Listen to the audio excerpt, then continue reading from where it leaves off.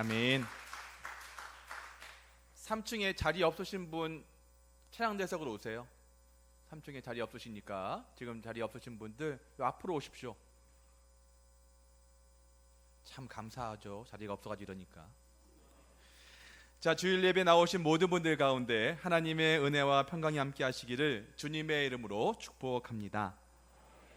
오늘은 교회 5대 사명 중에 마지막 시간입니다. 선교, 전도라고도 할 수 있고요. 이 두 가지를 같이 말씀을 나누려 하는데요. 전도와 선교의 차이, 이것은 무엇일까요? 같은 문화권에서 복음을 전하면 전도입니다. 하지만 말이 다르고 문화가 다른 문화권에서 복음을 전하면 선교입니다. 그러니까 전도의 지경이 넓어진 것이 바로 선교입니다. 우리가 같이 읽은 요나서는 선교의 책입니다. 요나서는 선교의 성경적인 기초를 이루는데 매우 중요한 책입니다. 요나서는 하나님이 이방인들에 관해서 자기 백성에게 내리신 명령, 이것을 다루고 있고요. 신약에 나오는 선교 명령의 예비 단계 역할을 합니다.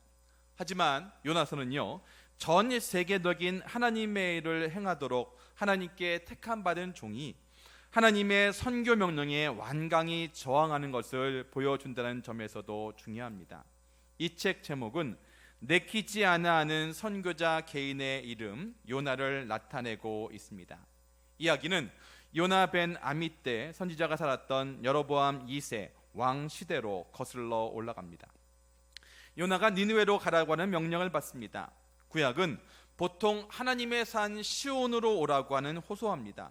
하지만 요나는 신약 시대의 제자들처럼 가라라고 하는 명령을 받습니다. 어디로 가야 합니까? 니느웨로 가야 했습니다. 니느웨는 어떤 곳입니까? 아수르의 수도이고 그 당시에 아수르라고 하면 악독한 나라로 유명했습니다. 잔인하기가 이루 말할 수 없고 주변국들이 제일 싫어하는 그런 나라였습니다. 그래서 요나의 바람이 있다면 바로 니느웨가 멸망하는 것이었습니다. 우리나라가 일제강점기 동안에 받았던 상처와 어려움, 이것은 이루 말할 수 없을 것입니다. 그래서 우리는 일본에 대한 안 좋은 감정이 있습니다. 태풍이 온다는 소식이 있는데 한반도를 비켜서 일본 쪽으로 갔다고 하면 기분이 좋은 것이 우리나라 사람들입니다. 운동선수들이요, 다른 경기에서는 져도 됩니다. 죽어도 안 되는, 져서는 안 되는 경기가 있는데 한일전입니다. 이만큼 우리나라가 일본에 대한 감정이 좋지 않은데요, 이렇게 우리나라가 일본에 대한 감정, 그런 감정과 비슷한 것이 바로 요나가 니느웨에 대한 그런 감정입니다. 그런데 하나님은 야속하게도 그런 정말 멸망했으면 좋겠다라고 하는 그 나라의 니느웨에 가서 복음을 전하라고 하는 것입니다. 하나님은 자신의 종이 니느웨에게 임박한 심판을 경고해서 회개하라고 요청하기를 원하십니다. 하나님은 니느웨를 구원코자 하십니다. 하지만 요나는 거절합니다. 요나는 떠날 준비를 했습니다. 하지만 하나님의 낯을 피해서 도망할 준비를 합니다. 그래서 가라고 한 니느웨로 가지 않고 마침 와 있던 다시스로 가는 배를 탑니다. 도망한 거죠. 하나님은 요나가 도망하자 강한 폭풍을 보내십니다. 배에 타고 있던 사람들은 각자 자기가 믿던 신에게 빌기 시작합니다. 이런 와중에도 요나는 배 밑바닥에서 잠을 자고 있습니다. 어떻게 이럴 수 있을까요? 어떤 주석학자는 이 모습을 보고 잠자고 있는 교회의 모습으로 비유하기도 했습니다. 세상이 이렇게 어려운데, 세상이 이렇게 팬데믹 상황으로 가고 있는데 그런 가운데서 가만히 잠자고 있는 교회의 모습이 바로 이 모습이 아니냐라고 비유하는 것을 보았습니다. 어쨌든 그것이 요나이든 아니면 교회이든 잠을 자고 있으면 안 됩니다. 특별히 이 설교 시간에 잠을 주무셔도 안 되지만 우리 교회가 하긴 뭐 지금 시작해야 돼 주무시겠어요? 양심이 있지. 특별히 우리 교회가 세상의 풍랑 속에서 잠을 자고 있어도 안 됩니다. 우리가 일어나야 합니다. 깨어 일어나 이 세상을 변화시키는 주역이 돼야 할 것입니다. 요즘 이런 교회가 되게 하소서라고 한 주제로 설교하고 있고요. 오늘이 마지막 시간, 5번째 시간입니다. 왜 이런 설교를 합니까? 왜냐하면 우리 교회가 해야 할 일이 있기 때문입니다. 우리 주변에요, 큰 교회들이 참 많습니다. 그래서 조금만 움직여보면 우리나라에서 내놓으라 할 만한 그런 전통도 있고 말씀도 좋고 그런 교회들이 많이 있습니다. 그런데 그 가운데 우리 영동중앙교회가 이곳에 있다면 저는 우리 교회가 해야 할 사명이 있다고 믿습니다. 강남에 있던 교회들이, 역삼에 있던 교회들이 다 외곽으로 갑니다. 근데 이 교회가, 우리 영동중앙교회가 아직도 이곳에 있다면 저는 우리 영동중앙교회가 해야 할 사명이 있다고 믿습니다. 저는 이 말을 참 좋아합니다. 사명자는 죽지 않습니다.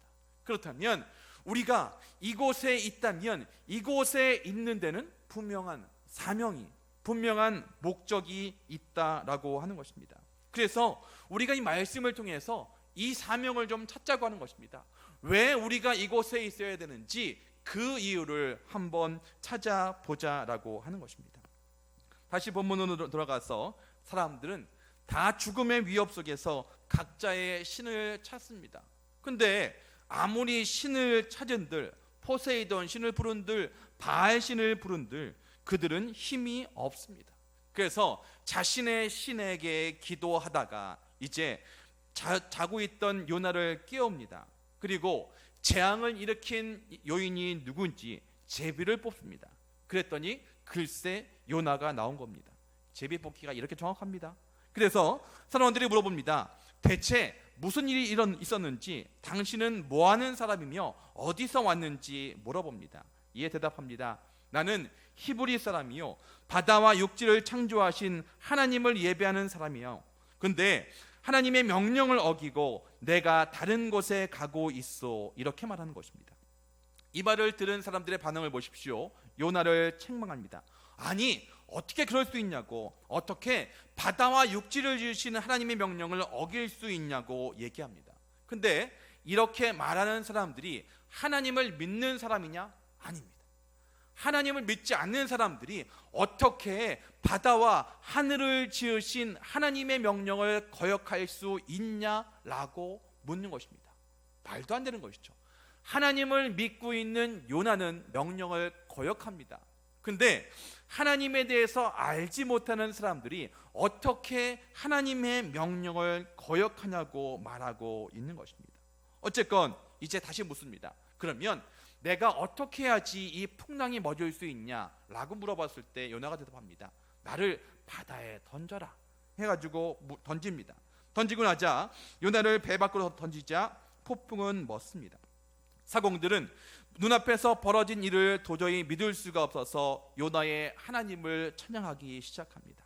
그들의 순종은 요나의 모습보다 훨씬 낫습니다.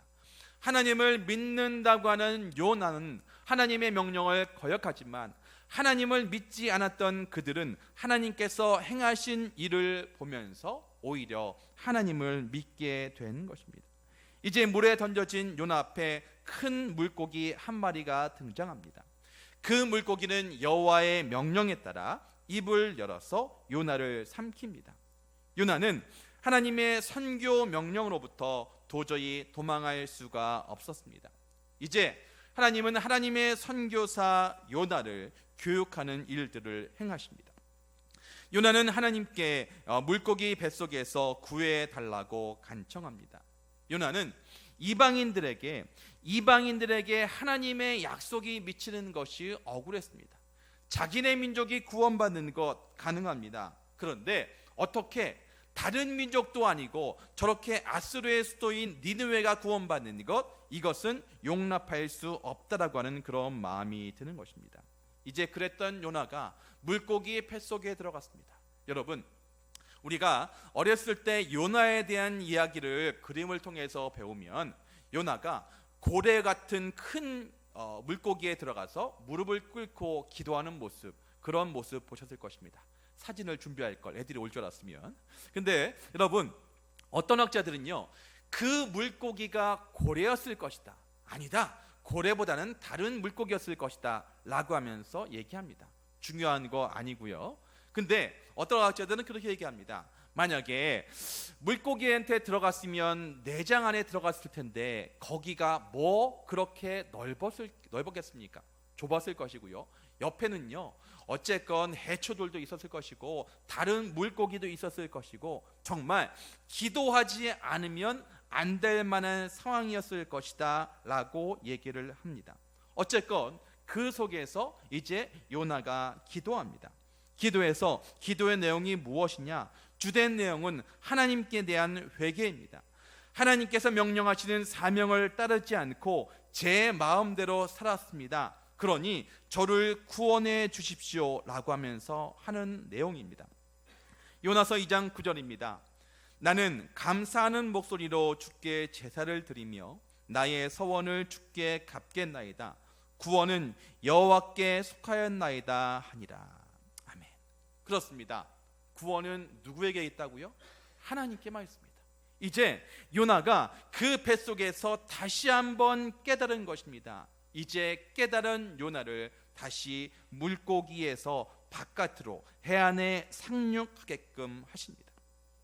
자신이 구조된 바로 그 이 일로 인해서 요나는 자신도 모르는 사이에 하나님의 구원에 대해서 다시 체험하게 됩니다. 요나는 비록 해초로 뒤덮이긴 했지만 하나님이 죄인들과 파기자들이 죽는 것을 기뻐하지 않으시고 오히려 그들이 회심하는 것을 기뻐하신다는 증거를 얻게 됩니다. 다시 깨달은 요나가 하나님이 명령하신 니느웨를 향해서 갑니다. 근데 이 요나가 명령을 선포하는 모습을 보십시오. 요나서 3장 3절과 4절입니다.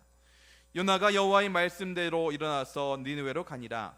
니느웨는 사흘 동안 걸을 만큼 하나님 앞에 큰 성읍이더라. 요나가 그 성읍에 들어가서 하루 동안 다니며 외쳐 이르되 40일이 지나면 니느웨가 무너지리라 하였더니. 니느웨는요 아주 큰 성읍이었습니다. 그래서 가로지르는 데만 3일 길이었습니다. 근데 여기 4절에 보니까 뭐라고 얘기했냐면 하루 동안만 외쳐 이르되 라고 얘기하고 있습니다. 가로지르는데 3일 정도 되는 거리였으면 거기에 가서 복음을 전한다 라고 한다면 적어도 일주일, 아니 그 이상은 전해야지 됐을 것입니다. 아마 이렇게 하지 않았을까요? 40일만 지나면 니느웨가 무너집니다. 히브리 단어로 5단어입니다. 이렇게 크게 했던 것이 아니라 40일 지나면 니느웨가 무너진대나 뭐래나 하면서 누가 혹시나 들으면 이 사람들이 회개할까봐 이렇게 확신 없이 전했을 것입니다. 근데 이 이야기를 들은 반응들을 보십시오. 이제 이런 니느웨의 왕들이 왕부터 모든 신하에 이르기까지, 그리고 말씀에 보면 짐승에 이르기까지 다 회개합니다. 아니 이렇게 작게 외쳤는데 3일이나 돼야지 갈 수 있는 그 넓은 곳에서 아마 사람들이 많이 있는 곳에서 외쳤을까요? 아닐 것입니다. 왜냐하면 요나는 아직도 니느웨가 멸망했으면 좋겠거든요. 그래서 확실 없이 아주 조금만 전했을 것입니다. 근데 이렇게 니느웨 사람들이 회개합니다. 그렇게 된 데는 다 배경이 있는데요. 그 당시에 아시리아에는 큰 전염병이 돌았다고 합니다. 그리고 기원전 763년 6월 15일경에는 완전한 일식으로 인해서 온 나라가 칠흑 같은 어두움에 휩싸였다고 합니다. 이렇게 불안해하고 있던 이때에 요나가 전하니까 정말 죽겠구나 라고 하는 마음이 들어서 왕부터 모든 신하에 이르기까지, 그리고 짐승들에 이르기까지 다 나와서 베옷으로 갈아입고 재에 앉아서 다 같이 회개하는 것입니다. 그들은 그들이 행하던 모든 악마 같은 일을 멈추고 무시무시하고 억압적인 정치적인 불의를 중단합니다. 그리고 깊이 참여하는 가운데 우상으로부터 돌이켜 모든 나라와 모든 피조물의 주님이신 하나님을 섬기게 됩니다. 이렇게 회개할 때 어떤 일이 벌어집니까? 요나서 3장 10절입니다. 하나님이 그들이 행한 것 곧 그 악한 길에서 돌이켜 떠난 것을 보시고 하나님이 뜻을 돌이키사 그들에게 내리리라고 말씀하신 재앙을 내리지 아니하시니라. 아멘. 하나님은 약속을 지키십니다. 그때부터 오늘까지도 온 세계와 온 열방 가운데 하나님은 지금도 약속하십니다. 누구든지 하나님의 약속의 말씀을 믿고 회개하면 어떤 나라라 할지라도, 아무리 어떤 악독한 사람이라 할지라도 회개하고 돌아오면 구원해 주신다라고 말씀하십니다.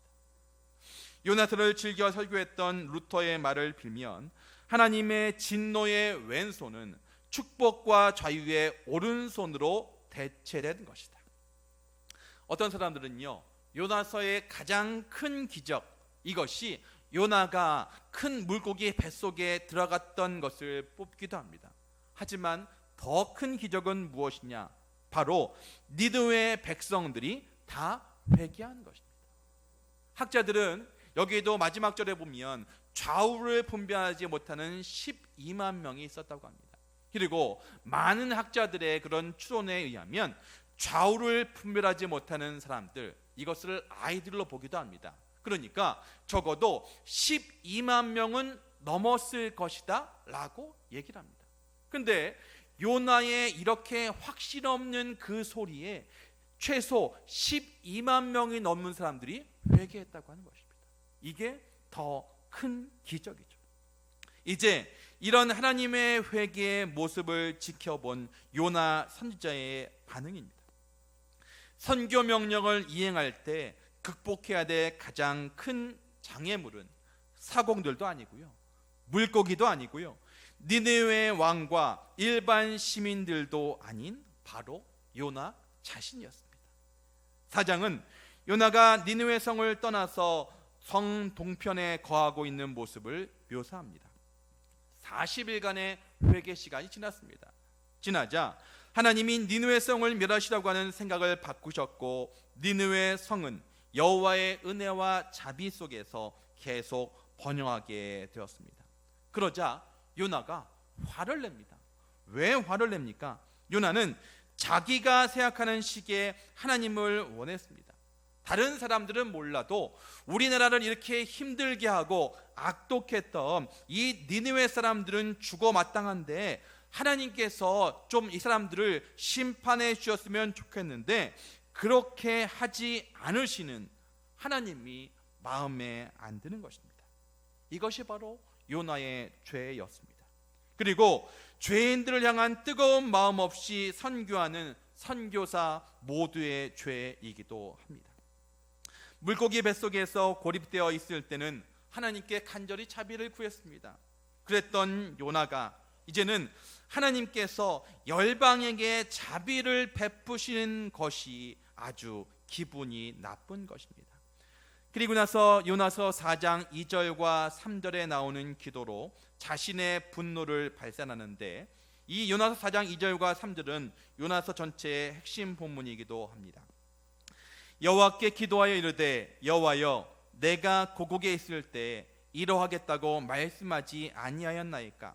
그러므로 내가 빨리 다시스로 도망하였사오니 주께서는 은혜로우시며 자비로우시며 노하기를 더디하시며 이 내가 크시사 뜻을 돌이켜 재앙을 내리지 아니하시는 하나님이신 줄을 내가 알았음이니이다.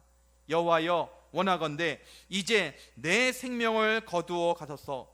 사는 것보다 죽는 것이 내게 나음이니이다 하니.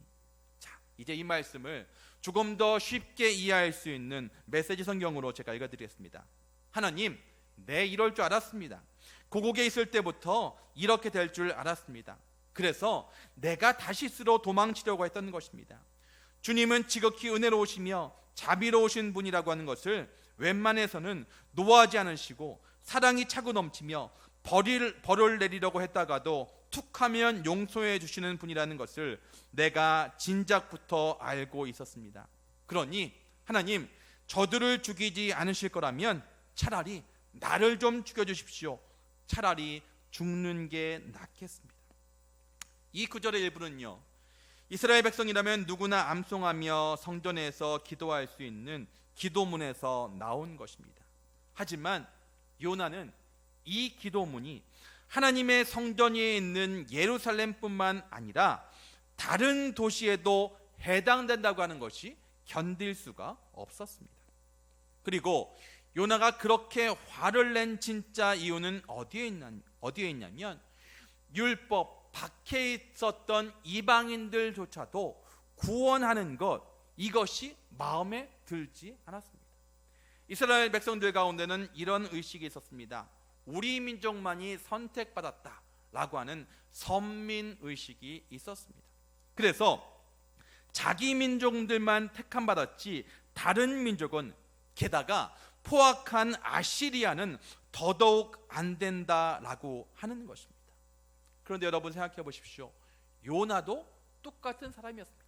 요나도 죽을 수밖에 없었던 사람이었습니다. 하지만 요나를 구원하셨다면, 죽을 수밖에 없는 요나를 구원하셨다면 우리도 다른 사람들도 구원받는 것이 마땅합니다. 어떤 분들은 선교에 대해서 이런 얘기를 하십니다. 목사님, 아직 우리나라에도 복음을 전해야 될 곳이 많이 있는데, 우리나라에도 안 믿는 사람들이 많이 있는데 왜 다른 나라에 가서 복음을 전합니까?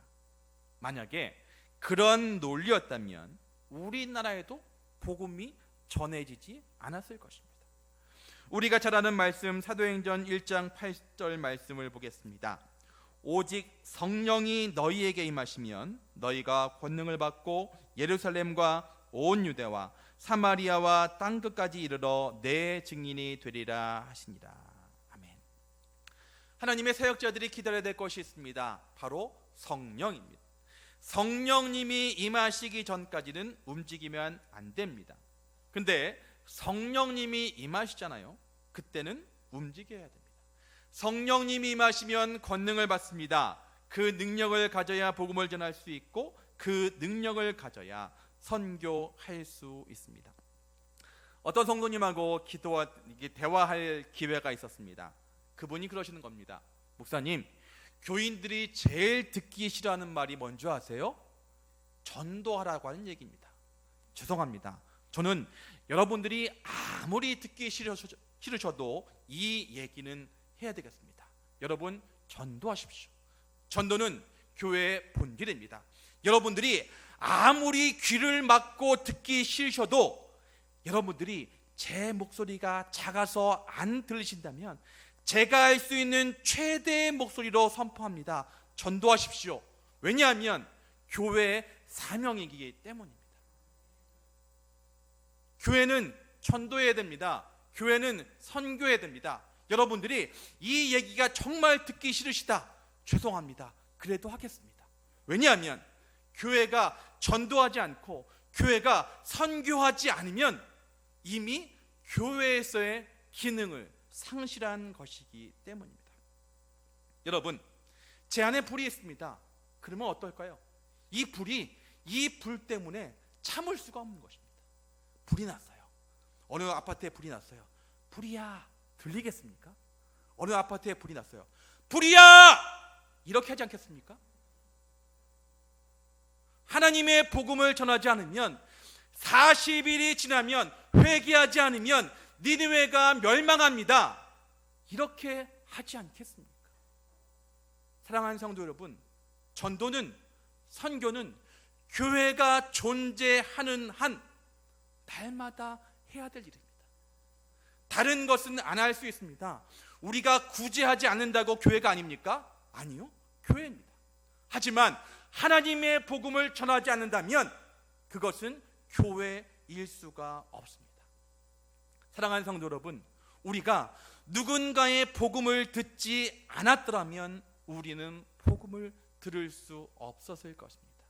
우리가 읽었던 말씀이 예루살렘이 다 복음화된 다음에 유대를, 유다가 다 복음화된 다음에 사마리아를, 또 사마리아가 다 복음화된 다음에 땅끝에 가서 복음을 전했더라면 우리는 아무도 예수님을 알지 못했을 것입니다.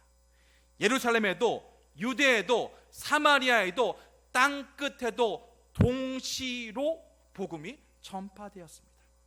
그렇다면 우리가 살고 있는 35,976명의 역삼 일동에도 복음을 전해야 합니다. 우리가 살고 있는 972만 846명의 서울에도 복음을 전해야 되고, 우리가 살고 있는 5,183만 9,408명의 대한민국에도 복음을 전해야 되고, 우리가 살고 있는 78억 1억 1,800만 세계에도 복음을 전해야 합니다. 제가 조사하는 동안에도 이 누가 늘었을 것입니다.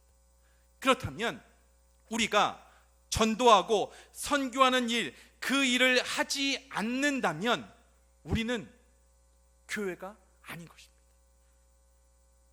언제 복음을 전할 수 있습니까? 뜨거울 때 전합니다.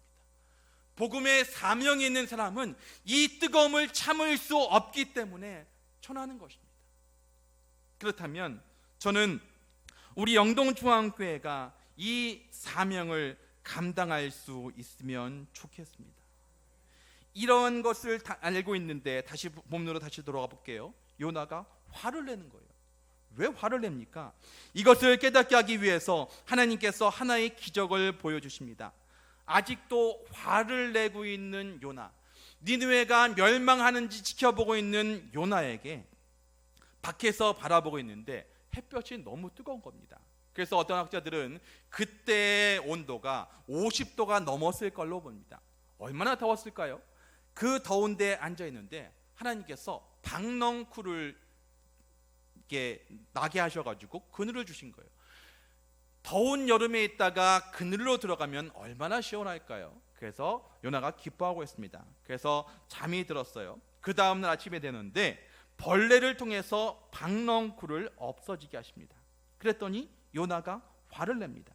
그때 하나님이 이 선교사 학생에게 다시 오셔서 가르치십니다. 요나서 4장 10절과 11절입니다.